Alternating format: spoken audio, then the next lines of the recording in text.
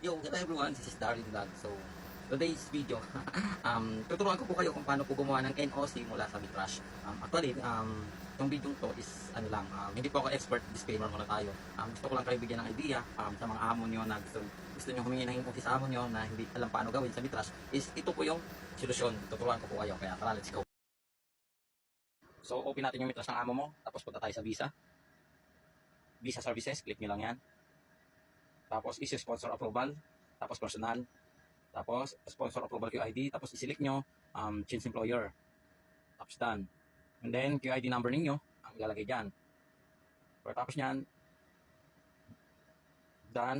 So yun guys, pag na-continue na ninyo yun, a-appear na yan sa Bitrash ninyo na meron na kayong impusin na kumapay may ang amo nyo na pwede na kayong mag-apply sa iba. And then mag-a-appear din yan sa amo nyo, sa Bitrash ng amo nyo, yun yung i-screenshot nila. Tapos mag-i-email din yan sa amo nyo, yun yung PDF. So yung PDF na yun, pwede niya rin yun i-send sa iyo through WhatsApp or screenshot niya. Paras lang yun guys na darating sa email at sa Bitrash, same lang yun. So yun yung kukunin ninyo at ipaprint ninyo at ibigay ninyo yun sa apply nyo. So sana makatulong yung video na yan guys. So yun lang, bye!